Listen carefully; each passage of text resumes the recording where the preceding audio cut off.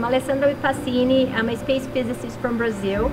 I'm Julia Kumari-Drapkin. I'm the founder and CEO of I See Change. My name's Sam Illingworth and I'm a senior lecturer in science communication. I'm a geographer in the Laboratory of Landscape Geography. My name is John Geisman. I'm professor and department head in the Department of Geosciences and editor-in-chief of the AGU journal Tectonics. To me, science stands for inspiration. When I was young, I was inspired by the movie Contact by the character of Dr. Ellie Arroway. By seeing her in that movie, I realized that I want to be just like her when I grew up and be a scientist and study space. I think the thing that motivated me to enter the field of geology was this real wonder of how did the world around us form? The fact that you can look at those layers of rock like pages in a history book. For me, it's all about asking questions. It's an ability and a confidence to question the world around us. I took this one class from this teacher in high school that just mesmerized me about the study of the earth. And I fell in love with it. As a kid, I always loved being outside. I loved playing in the dirt. I liked understanding how the world around me worked. Scientists come from all kinds of backgrounds, all kinds of disciplines, and they can make contributions to solving some of the world's worst problems. The current scientific environment is challenged, especially on the issue of climate change. We know enough about climate change to be starting to deal with it in terms of its impacts. It has never been more important to be a scientist. The stakes have never been higher when it comes to where we are as a planet and where we are going and what we need science for.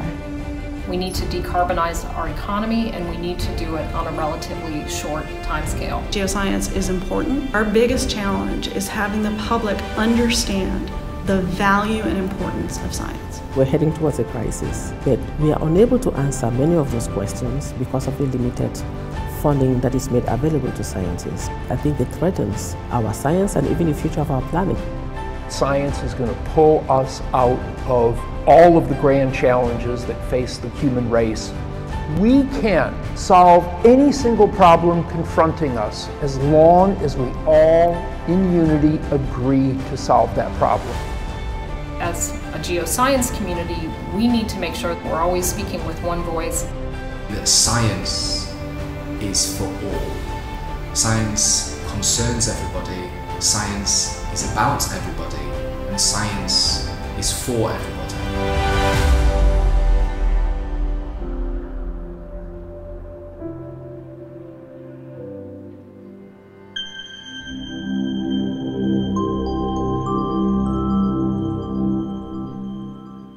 Ladies and gentlemen, please welcome AGU President Eric Davidson.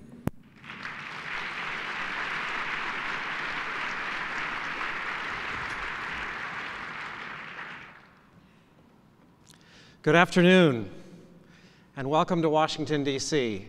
Isn't it a fantastic venue? And I want to congratulate all those who helped with the signage. It just is a beautiful place, and so far as I can tell, it's been a wonderful, functional place.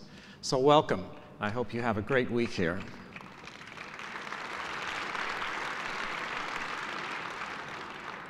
The theme of our meeting this year is what science stands for. And I'm delighted to see you here expressing through your participation that we do indeed stand for science. With 101 countries represented and over 8,000 oral presentations, 17,000 posters, 1,900 sessions, 22 town halls, 800 e-lightning presentations, and 27,000 registrants. Isn't that amazing? Fall meeting 2018 will be our biggest and best ever. This year's meeting is also special as it marks the commencement of the year-long AGU Centennial celebration. Since our founding in 1919, AGU has become the leading international scientific earth and space science institution. Our meeting is the place to be for now a record 27,000 or so scientists. And we continue to advance the convergence of our disciplinary science with allied disciplines to foster partnerships for seeking solutions to some of society's most vexing challenges. Our mission is to promote discovery in earth and space science for the benefit of humanity. Centennial is both about commemorating the past and looking to the future for advancing that noble mission. At this year's meeting, you'll find many ways to engage in the celebration of Centennial and reflect on the scientific progress of the last century and glimpse into what challenges and breakthroughs the next 100 years will bring. The things that you might do include drop in for one of the numerous Centennial sessions and lectures taking place here at the Convention Center and around town throughout the week.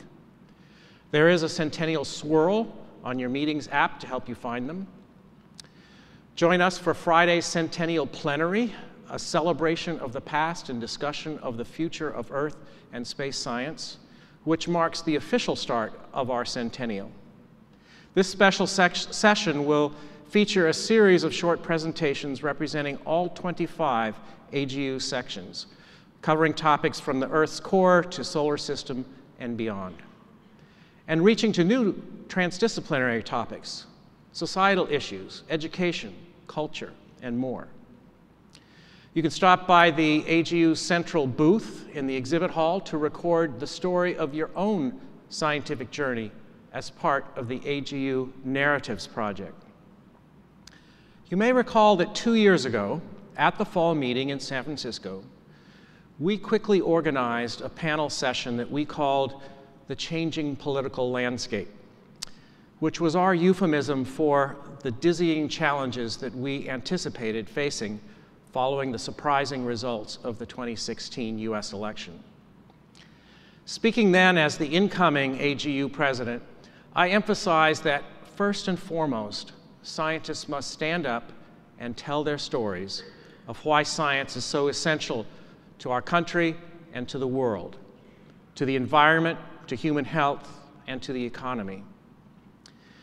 We didn't know then just how we would do it, but we promised to enable AGU members to find their voices, to share their narratives.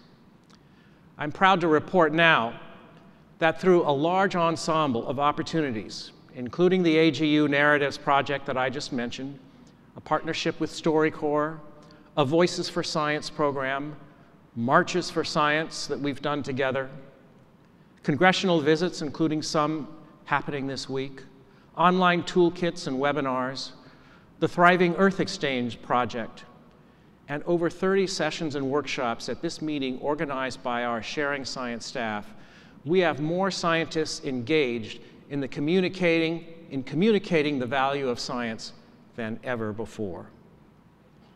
And I think it's paying off. Bipartisan coalitions in Congress have maintained support and in some cases increased funding for science, despite severe cuts proposed by the current administration. We still face an urgent uphill battle communicating the urgency of science-informed issues like climate change, biodiversity, and environmental justice.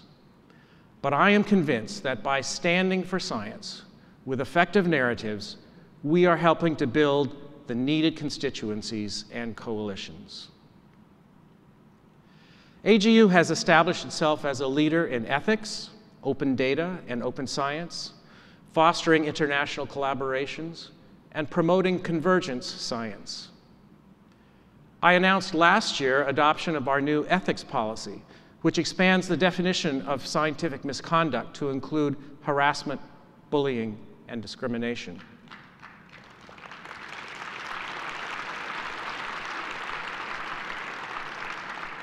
This year, we have taken steps to implement and enforce that policy, and a new ethics center is being established as a resource to promote the needed culture change.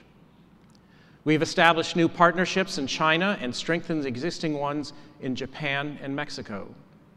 We've launched 2 new sections, GeoHealth and Education, which help converge our geosciences disciplines with human needs. We've renovated our headquarters building to be the first net zero energy commercial building in DC.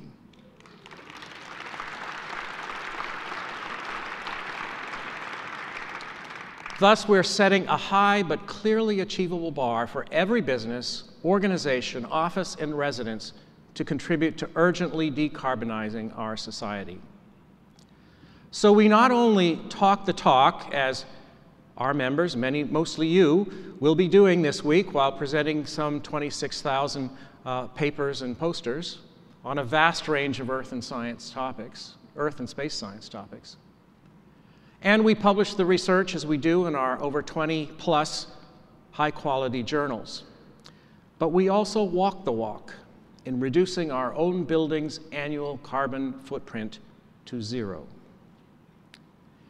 If you'd like to see this remarkable building and find out how you, as an AGU member, can use its space in the future, be sure to sign up for one of the building tours happening all week. I also hope that you'll take advantage of being in the DC area, which is the home to the Smithsonian Institution. We hope that you and your colleagues and families will join us for a special night at the museum, a series of free special after-hours open house and curated tour at several of the Smithsonian museums on Thursday evening. Visit the registration counter at the Convention Center to receive your wristband for admission. This is a bittersweet moment for me, as my term as AGU president will soon come to a close, a position that I've been honored to serve for over the last 2 years. I'm proud that AGU now has a new strategic plan for developing the earth and space science talent pool and for increasing diversity inclusion. We cannot wait another 100 years for the face of our profession to reflect the faces of the citizens, both in this country and abroad, who are the most affected by the policies that our science can inform. Thank you. I'm optimistic and confident then that, just as we adopted and implemented a new ethics policy, AGU will, under the leadership of incoming President Robin Bell and President-elect Susan Lozier, make important strides towards a more inclusive environment in AGU and in all of earth and space science, to recruit and retain groups that are still so sadly underrepresented in STEM fields. In that vein, I'd close these comments with a personal appeal to you to join me in being a part of a very special opportunity we have over the next year to make this incredible experience of the AGU Fall Meeting more accessible through our student grant program. Dr. Jamie Austin, a longtime AGU member, has generously pledged to match our donations up to $1 million as part of the Austin Student Travel Grant Challenge. Thus, increasing the number of available travel grants is one of the several important strategies to help build diversity in earth and space science talent pool. Science is strongest when a diverse set of voices are encouraged to share their ideas, which is why it is so important that we find ways to ensure that students can participate in our meetings. I hope you'll join me in rising to meet this challenge. Speaking of rising to meet challenges, that's something that today's Presidential Forum lecturer, Lisa Jackson, knows something about. Please watch the video.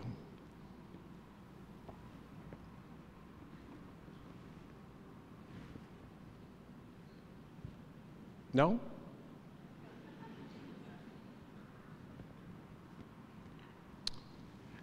It was in the notes. Okay. Lisa Jackson oversees Apple's efforts to minimize its impacts on the environment by addressing climate change through renewable energy and energy efficiency, using greener materials and inventing new ways to conserve precious resources. She is also responsible for Apple's education policy programs, such as Connect ED, its product accessibility work, and its worldwide government affairs function. From 2009 to 2013, Lisa served as administrator of the U.S. Environmental Protection Agency, where she focused on reducing greenhouse gases, protecting air and water quality, preventing exposure to toxic contamination, and expanding outreach to communities on environmental issues. She has also served as Chief of Staff to New Jersey Governor John S. Corzine as a Commissioner of New Jersey's Department of Environmental Protection. Lisa holds a master's degree in chemical engineering from Princeton University and a bachelor's degree in chemical engineering from Tulane University. She serves on the boards of Princeton, Tulane, and the Clinton Foundation. And Lisa's address today is entitled Engineering a Better Future, Applying Apple's Innovation to Protecting the Planet. Please join me in welcoming Lisa Jackson.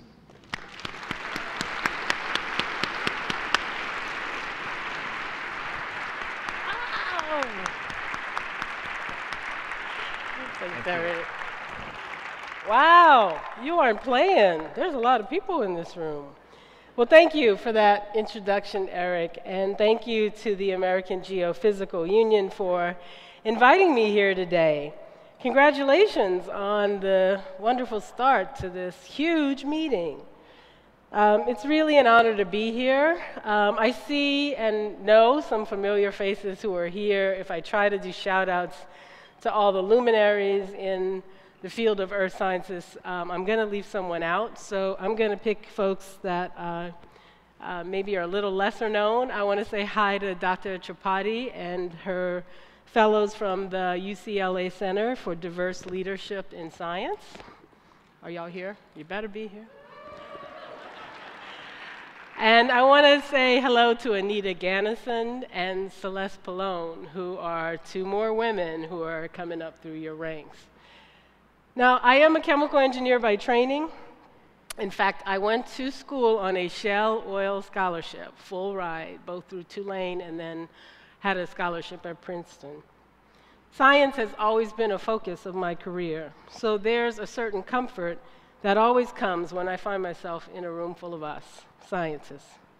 And in my 20-plus years at EPA, both as an engineer and later as head of that agency, science was at the heart of every decision we made and every policy we introduced.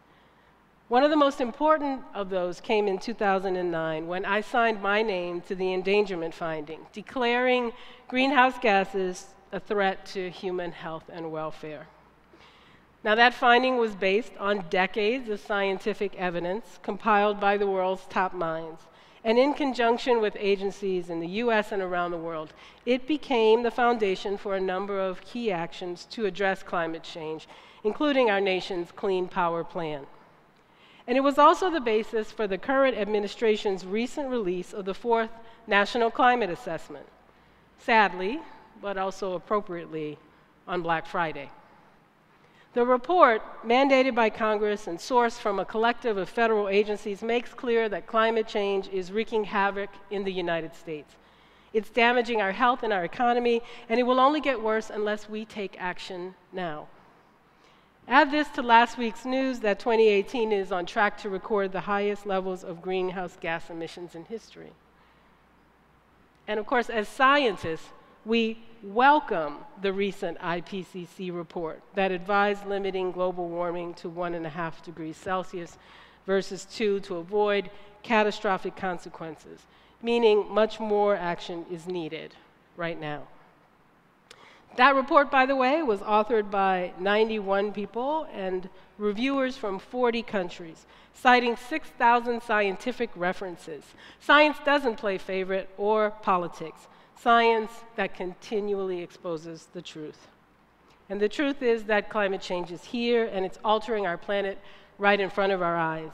It's truth you can see and feel. And that's been the case for some time now.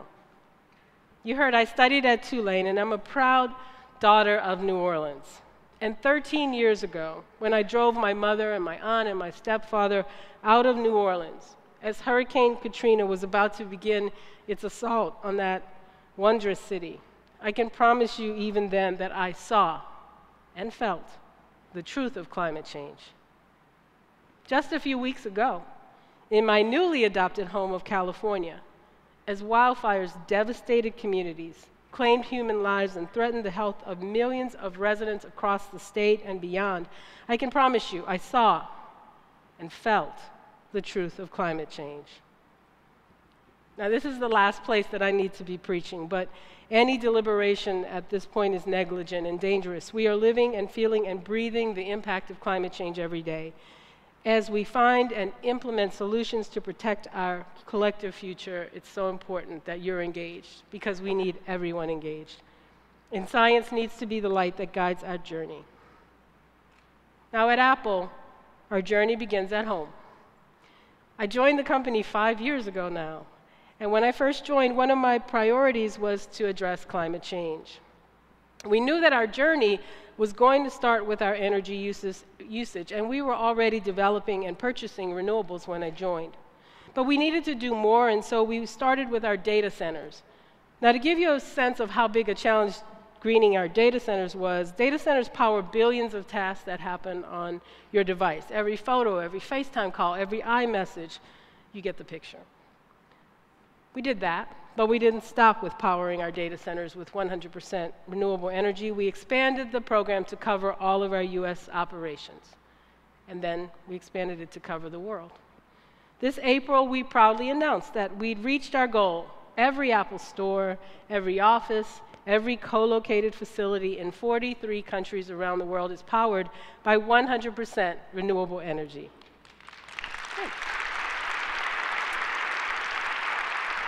Thanks. It was the result of hard work, and we're proud. But we know that though change needs to start at home, leadership companies have to be sure it doesn't end there. That's why even as we near the finish line on our own facilities, we were already hard at work on our next goal, powering our global supply chain on entirely clean energy. It's part of our Supplier Clean Energy program, which we created to help bring along our manufacturing partners. And that's because 3/4 of our emissions come from our supply chain. In fact, I'm incredibly proud to announce today that we have 6 new suppliers who have committed to powering all of their Apple production with 100% renewable energy. That brings our total to 29. I'm also proud to announce that Solvay, one of the very first companies to sign on to our clean energy program, has broadened the scope of their commitment. Not only are they powering their Apple production with renewables, they're now transitioning other units of their business to renewable power as well. Now, that kind of thinking is a testament to the idea that you cannot change the world if all you change is yourself. Positive change, like in Solvay's case, begets more positive change. We know that making this transition to 100% renewables is hard work. We know because we've done it, and we want to make sure our suppliers have the resources to do it as well.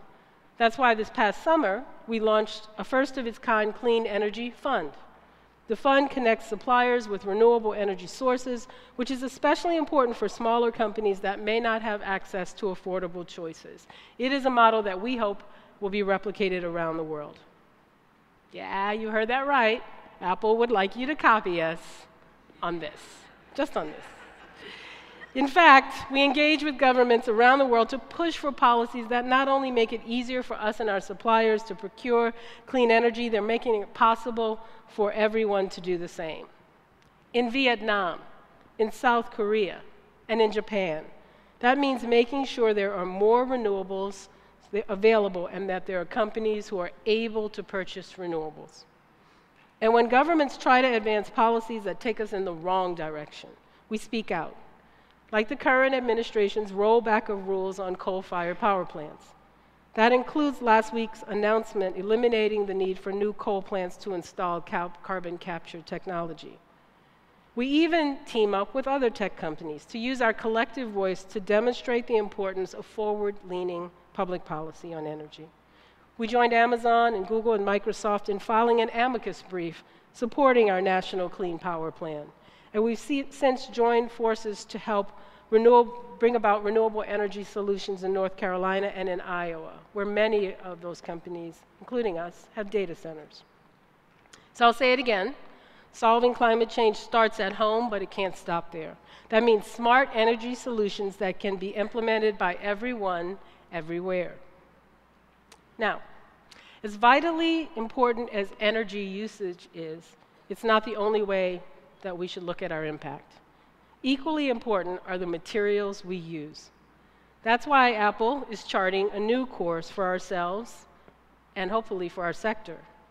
We hope to one day make all of our products using only recycled materials and renewable resources, reducing the need to mine materials from the earth. Now that's an ambitious goal. Some would say a moonshot goal. But it's one that we believe we can reach because we're going to use those bright minds in science to steer us to creative, innovative solutions. Now we have some already. We have a solution like Daisy, which is our Apple-engineered disassembly and recycling robot. We now have 2 Daisy lines up and running in the US and 1 in the Netherlands. Each model can take apart about 200 iPhones in an hour, reclaiming precious materials that we can reuse in new products. Put that in perspective, for every 100,000 iPhone Daisy disassembles, she has the potential to recover 1,900 kilograms of aluminum, 770 kilograms of cobalt, 42 kilograms of tin. Now, speaking of tin, in September, we launched the new iPhone XS and iPhone XR, which feature a logic board made from 100% recycled tin in the solder. That one change across nearly every iPhone we make will prevent the mining of 10,000 tons of tin ore in a single year. And in October, we launched the new MacBook Air, which features an enclosure that is made from a custom Apple-designed aluminum alloy. And that alloy is made from 100% recycled aluminum. It means the new MacBook Air has a 50% reduced, lower carbon footprint. Now, we're tremendously proud of Daisy and these products, the result of a commitment to innovation. It's at the core of who we are as a company, and we believe that these complex challenges that we face can be solved by investing in smart people who think really big. It's the reason Apple hires experts from all disciplines, metallurgists and toxicologists, engineers, and of course, earth scientists. And I've had the privilege of working with some of the smartest people in the world throughout my career. And yet I'm still blown away almost daily by the brilliant minds I encounter at Apple. Because when a group of thoughtful individuals representing many viewpoints, scientific disciplines, and life experiences get into a room, something really special happens. Well, actually, science happens. And we think science is very special. For a real-world example of that, you need look no further than our new headquarters in Cupertino, called Apple Park. It's one of the largest naturally ventilated buildings in the world. A combination of air from outside and cool tubes of water in the concrete ceilings and floors inside keep the building regulated without much extra energy usage. The building breathes, thanks to creative thinkers who looked for ways to engineer a better place to do business. But investing in innovation isn't something we don't just practice internally. We need to look for opportunities to nurture it everywhere. And that includes our manufacturing partners. We recently partnered with Alcoa Aluminum, and I think they call themselves Alcoa Corporation now, sorry, Rio Tinto Aluminum, and the governments of Canada and Quebec to reimagine a century-old process. Aluminum has been smelted the same way since 1886. The smelting method requires burning a carbon anode, which releases greenhouse gases and direct emissions. Science led researchers at Alcoa to a new method that replaces that carbon with a revolutionary new material. The result is a release of oxygen. Think about that. One of the most essential industrial processes releasing oxygen instead of carbon dioxide. A climate change solution discovered through innovation and scientific exploration. Kind of what you all are doing every day. Science isn't just a truth in that case, it's a tool. We need to constantly keep using that tool to build a safer and healthier future that benefits all of us. And by the way, those benefits include economic benefits. Because in my roles at EPA and Apple, I've had a front row seat to the tremendous impact that a pro-climate environmental policy can have on profits and productivity. I'm here today to tell you, unequivocally, that there is no conflict between a healthy planet and a healthy bottom line. It's a false choice. It's one that we must all play a part in rejecting. In fact, the opposite is true. Over the weekend, global investors representing more than $30 trillion in assets issued a warning to those gathered in Poland. They said, without immediate action, the world faces a financial crisis worse than that one in 2008. This all speaks to something everyone in this room knows. Climate change demands action now. We need to start reversing the damage that has already been done and look for ways to preserve what we still have. And science has the potential to shape the work needed to get us here. I believe my job today is to show you what's possible when a company heeds the science and takes some action. Because for every time someone said something was too complicated, or too expensive, or too problematic, we at Apple said, bring it on. Now, you know, one of the questions I get most often is, why did you leave EPA to join Apple? And the answer is actually really simple. I felt like it was time in my career to go from crafting policy to crafting solutions. I believe each one of you here today is crucial as we work towards solving climate change. We are counting on you to develop the science, and as hard as it can be sometimes, to continue to speak truth to power. And if you do that, I can tell you that companies, not just Apple, companies that are hungry for opportunities to thrive in what they know will be a climate challenge world, they will use the truths you develop as their tools. And those tools will change the world. Thank you.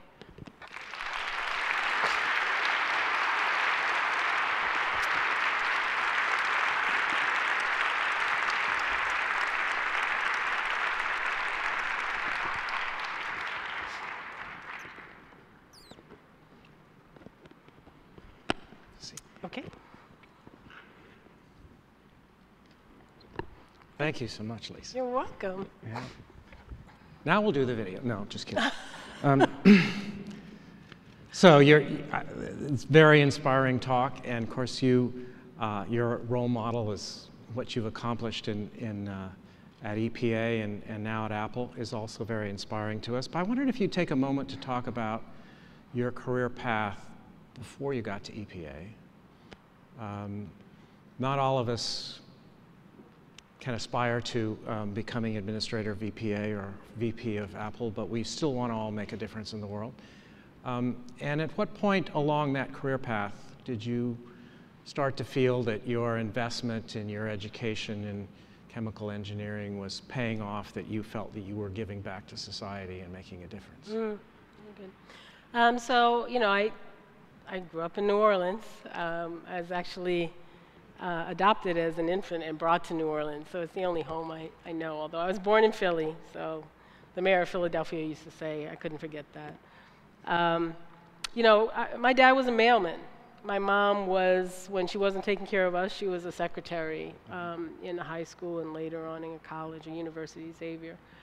You know, but it was, as soon as they realized that I had an aptitude for math and science, that I was a good student, you know, I grew up in an environment that expected me to go to college. Even though no one in my family, actually one person had gone to college. My parents had gone and dropped out.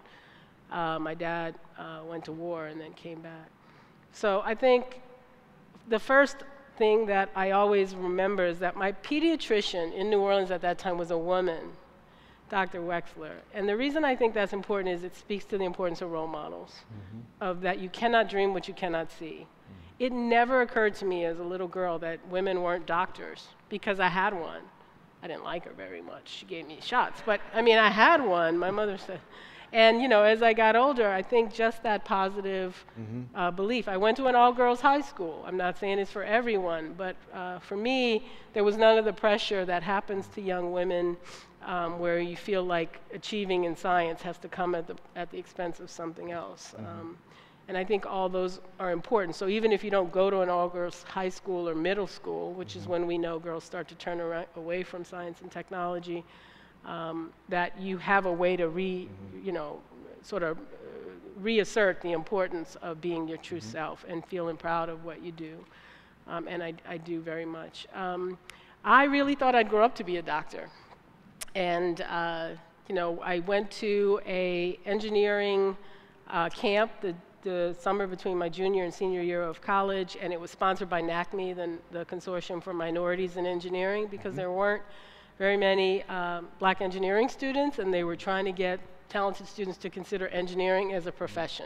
Because doctors and lawyers and, you know, doctors was a place your parents knew you could make money. And most parents didn't know what an engineer did. When I came home and I told my grandmother that I had decided to be an engineer instead of a doctor, she said, "Honey, that's great, but why do you want to work on the trains?" The only engineer she had ever heard of, right? So she was going to support me, but not really. She was probably going to kill me. So I think it's really important to make sure people understand that there are career paths that are, you know, that will support you and your family and take you further than I ever thought I would go in the fields that, you know, STEM is certainly popular, but a lot of people ask about environmental engineering. The time when I decided to be an environmental engineer, and this is really important for all professions, was you know, during my schooling in New Orleans came out the study, perhaps some of you worked on it, that said that there were, you know, 130 some carcinogens in Mississippi River water, which was our drinking water supply at the time. And coming to realize in classes that all those process flow diagrams would have one little arrow that went off the page that said "to waste." And realizing around the time of Love Canal in, you know, the late 70s, early 80s, that waste went somewhere. And oftentimes it went to a poor community, a community of color, a place where it just got forgotten about and then became a health, you know, a little bit of a health ticking time bomb. And feeling very strongly that if I was going to be part of a profession, this is where it comes back to all of you, that involves manufacturing and processes that have that waste arrow, it would be engineers who would figure out how to deal with that waste. It wouldn't be somebody, some savior from outside of the profession. It would be someone who is a practitioner. No one knows better about how to deal with mining waste, right, than someone who's figured out the process to do it. So I think that is an incredibly important piece and should be commended for how you're thinking about your profession going into the climate-constrained future, which is, it's not enough to come up with solutions somewhere else, but to apply them in our everyday life. Right. Thank you. Yeah. Just before we came on stage, we were chatting about how you were talking about one of the important things that you bring to your current job is experience as a systems thinker, which I guess, of course, is consistent with engineering, but it's also consistent with the kinds of research that Earth and space scientists do, because everything we do is researching a system of some sort. And when we were talking about one of our community projects, community-oriented projects, the Thriving Earth Exchange, one of the early career members asked, "Well, I study, you know, space climate, and how am I going to be able to help a local community?" And the answer was, well, because you're a systems thinker. So do you see a role for people who are trained in the earth and space sciences in the more academic, sort of a more traditional academic career path, but being able to use those skills and go into other alternative career paths as well? Oh, yeah, absolutely. If it's what you want to do. I mean, I first just want to commend those of you who stay in academia, especially in these times where it can seem literally, it's not seen, but where you could be attacked for speaking the results of your work and your research. You know, a couple things. I can't say that I thought I would leave the government, the public sector, to go into the private sector. I can't say I didn't. I mean, there aren't probably many companies I would have gone to. I feel incredibly fortunate to have landed at Apple. But I think rethinking who the audiences are who will use your work when you have that ability, whether it's, you don't necessarily have to go work in the private sector, but you know, are you expanding your funding sources to include private sector research, you know, funded research where it makes sense? Some of the best research out there is also being done, you know, by the private sector. So can you find that collaboration? I also think it's really important to not only read one headline here. States and local communities are going to have to deal with climate change in a very different way than the federal government will. And so policymakers are looking for advice and advisors that look at taking research that you see happening and saying, okay, that's great, I know it's getting bad and getting worse. How does that turn into a solution set? It helps you think about how you communicate science. It also helps you think about how you sort of make your science real. For those of you who sort of love that. I mean, I kind of love the public policy impact of science, seeing it in action, or the taking theoretical science and using it to do something else. And then the last thing I would say is that collaborations across country lines, you know, with your colleagues around the world, where there's tons of work going on, where there continues to be an emphasis on smart solutions, on mitigation and adaptation. I mean, I would think you're going to be on the front lines of some of this adaptation work. It's going to be necessary. We're past the world where we can just do mitigation of emissions. All that, I think, is incredibly helpful, because you will find opportunities there that may grow, so that when communities here come knocking, when the federal government eventually comes knocking, and it will, you have real world experience as well. Right.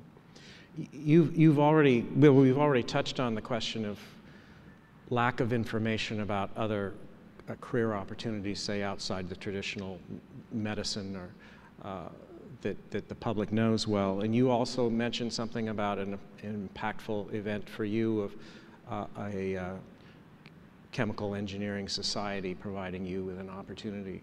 But what are, say, 2 or 3 other things that you think scientific societies, such as the AGU, might be able to do to, at this particular juncture in history, to advance diversity and inclusion in STEM? Yeah, it's hard with all the work that you do to carve out a chunk of your time to think about women, to think about students of color, and find affirmative outreach to them. And it may sometimes feel like an extra duty that, you know, might need to be jettisoned. I think just the opposite. To maintain relevance and maintain sort of future-proof your work, you have to respond to the change in demographics. And you have to know something else, that it's not general rules are very dangerous, but it's quite often that the best system thinkers in my world are women, you know, are people who come at it from a very different perspective than your own. So it can feel, you might not like it, you might not even know that you have to do it. I would encourage you to look at the data and to realize that the best future-proofing for this society, for this union that you obviously love because you come here enthusiastically to be part of it, is to increase the number of people who are, you know, the up-and-coming members, and to increase the diversity there, to find room. And certainly your leadership recognizes that in real terms. And certainly I'm impressed with sort of how mindful you are of that. But it's something that's really important to Tim at Apple. You know, we believe that diversity in terms of innovations for the next couple of products and, you know, product cycles is really, really important as well. So I think it's finding affirmative opportunities, whether that's supporting your institution's work around providing mentorship and opportunities for students, working within your community to kind of demystify science for a lot of people and to explain your career path. I often say that one of the most important things for girls is making them understand that you do not have to give up. You know, we're taught that the stereotype of science is somehow detached from emotion or kind of the fun of life, and it's not. It's not at all. And so you have to go out and find ways to just be you, right? To take away that mystery which they see on TV all the time. And I think we're actually making great strides there. Yeah. And just keep it up and just do one thing. And bring your students along who may also wonder why this is important. This is a rough time for a lot of, you know, think about students who are here on visas and DACA coming from other places. It's a rough time. And so building that sense of community, that could be the future collaborator that one of those students will have in a far-flung country, you know. So I think it's really important. Right. In your talk, you mentioned efforts that Apple had been involved with, partnering with other corporations, Google and Microsoft and others. And then you also mentioned something happening this weekend of numerous corporations coming together to make a statement at the negotiations in Poland right now. Is there a parallel of trying to appeal to the more economic, commercial, private sector interests of the current administration? Is there an avenue to influence policies, particularly related to climate change, but it could be other environmental or policies or support for science that offers opportunity for the current administration to perhaps evolve its position on those issues, you think? You know, I don't want to talk about the current administration because it's not my job to tell you what to think about it. I would just say, I cannot think of a business. I am sure there might be a couple out there for whom head in the sand is the right, you know, the right approach in terms of trying to stay competitive and profitable. You know, if you take as an assumption that most businesses are in business to be here tomorrow, and that means turning a profit, then what you need to realize is that the vast majority of them do have whole units whose job it is to assess where strategically we need to be. I mean, the reason I'm at Apple is because when I walked in, Tim said to me that environment and climate change were incredibly important for him. So I have that going for us. But the arguments that we make are oftentimes economic ones. We are not looking to put forward solutions that only a really big company that's profitable can make. We're actually, you know this already. Energy efficiency and water efficiency, those are not cost solutions. They're payback solutions. Material efficiency, material reuse. Thinking about how much time and energy Apple puts into its alloys. It's aluminum alloys, right? A very simple thing. If we can reuse that work, those are scientists, metallurgists we can free up for something else. So I don't think you have to do politics to influence policy. What we have to do as businesses is speak up and use our voices. And a lot of them are. They're saying, okay, we get it. We are moving to a climate-constrained future. And maybe we could have arguments about whether fossil fuel-dependent companies mean it the same way other companies mean it. But honestly, if some of the research doesn't come from them, I don't know where it's going to come from. So, you know, mining companies will have a lot to say about how to reuse materials because they know how to mine it and where to source it. And so I think, you know, I think as much as possible, I really do believe, I have to believe, maybe it's blind faith, but I don't think so, that science is the truth and the truth wins. It might not feel like it all the time, but I really think that's true. Yeah, great. So I should forewarn you that on this next question that there are probably a couple of specialists in the audience that know this stuff. You already mentioned... Raise your hand, and I'm going to call on you to answer. You already mentioned tin and aluminum. I wondered if you could give us sort of a, what's the current status, or what are your current thinking of sustainability issues related to rare earths, and then also some of the, my news is maybe 5 or 10 years late, but some of the environmental and human rights, even some violent disturbances around mining of coltan and other things that are necessary for the products that are produced. Yeah. Okay, well, at the risk of somebody raising their hand and saying, I disagree, which is the scientific process, so go for it. Look, I would say the following. Apple runs what I consider to be a world-class program to audit, investigate, trace, source, certify the materials that we use for our products.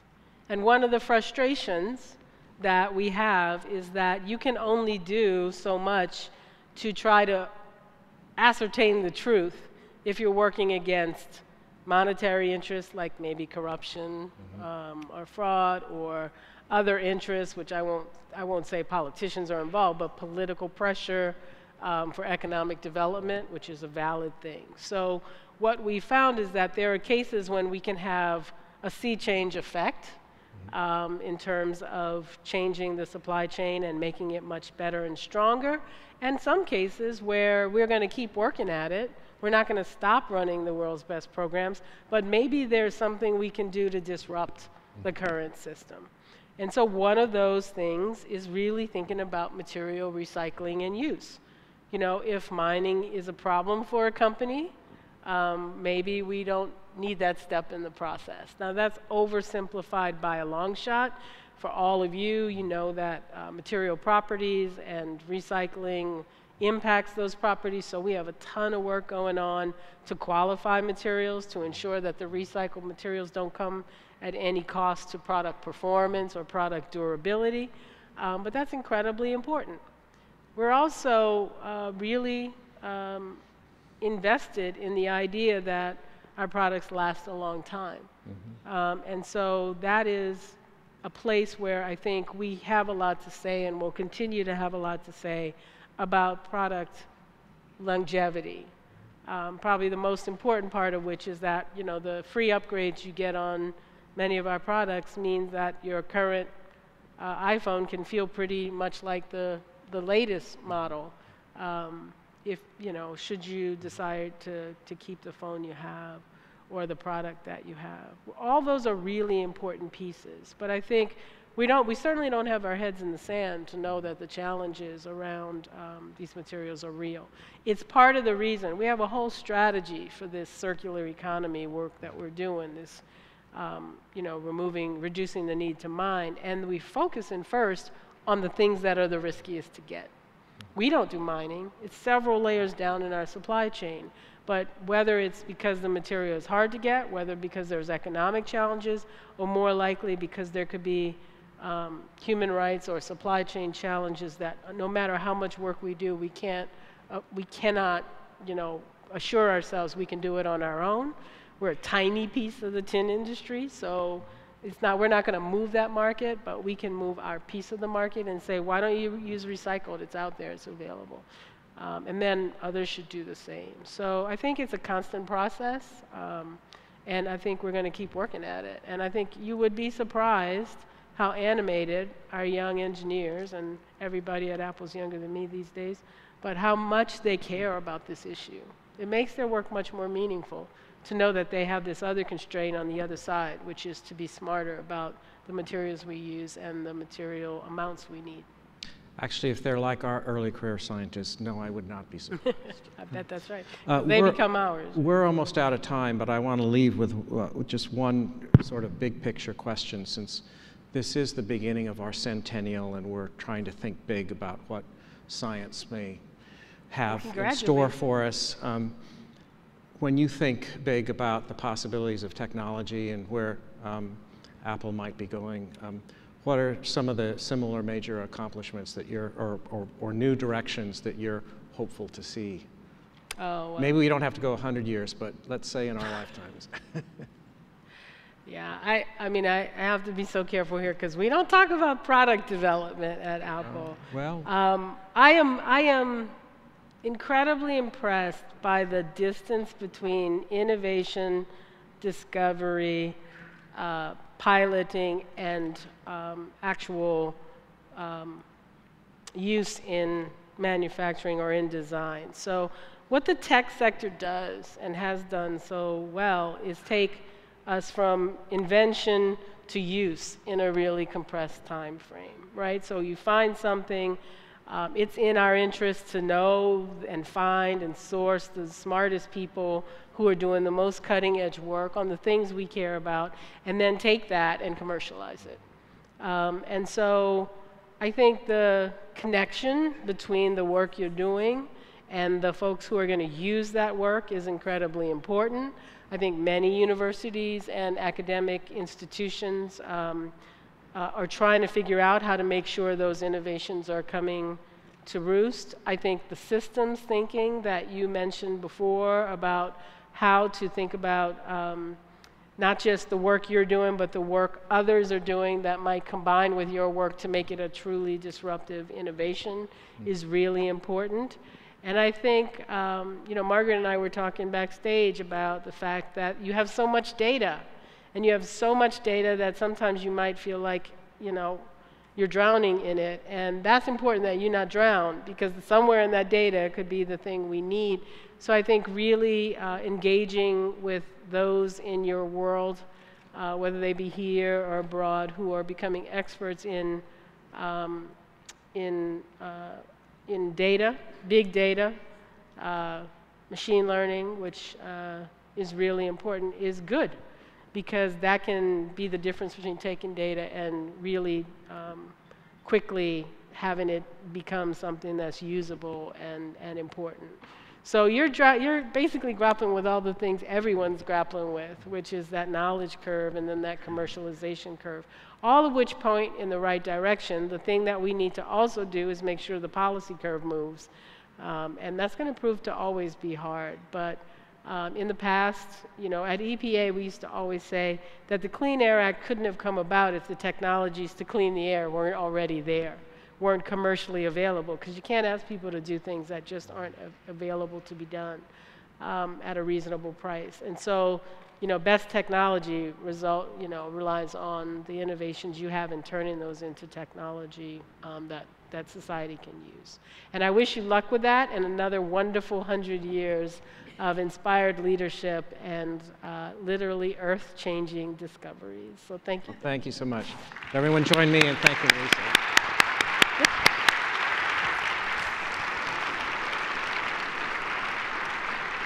We can go off either way.